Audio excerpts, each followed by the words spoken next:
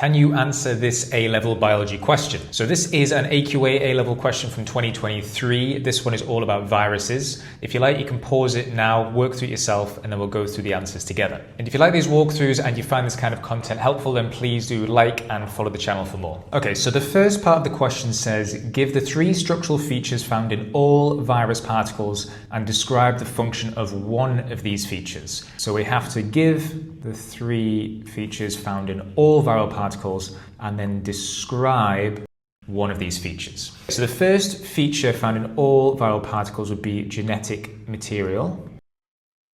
And in viruses, this could come either in the form of DNA or RNA. The second one would be the capsid.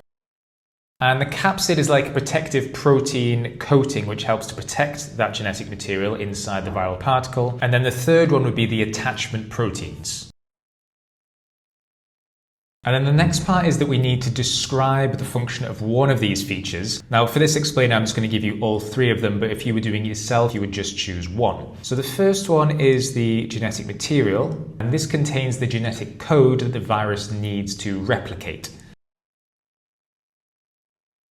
The second one is the capsid, and this is like a protein coating around the genetic material which helps to protect it.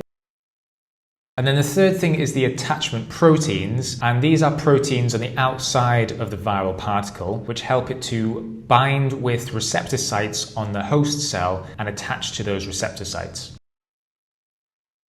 Okay, so the second question is to explain why viruses are described as acellular and non-living. So now we are explaining why viruses are described as acellular and non-living. So there's 2 parts to this. First one is why they're described as acellular. And this is a pretty simple one. It's because they're not made of cells. So they lack all the components that cells have. They don't have a cell wall. They don't have any organelles. There's no cell surface membrane. They don't have any of the components of a cell. They're not considered to be cells. And then the second thing is why are they described as non-living? And there's 2 main reasons for this, so you can choose one of them. The first is that they don't have any independent metabolism, so they can't break down nutrition on their own in order to generate energy and ATP. And the second is that they can't replicate or reproduce on their own. They have to have a host cell which they can invade and then hijack the host cell's machinery in order to replicate and reproduce. So those are the 2 reasons why we can describe them as being non-living.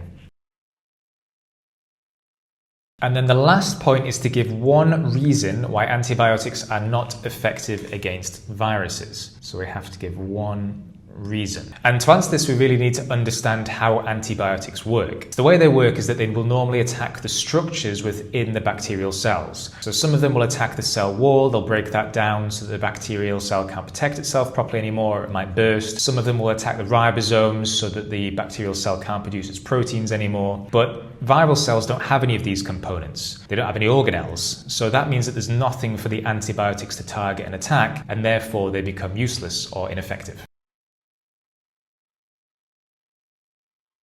Okay, so that's how you get full marks for this question. Again, if you found this helpful, please leave a like and let me know what topics you would like me to have a go at in future videos.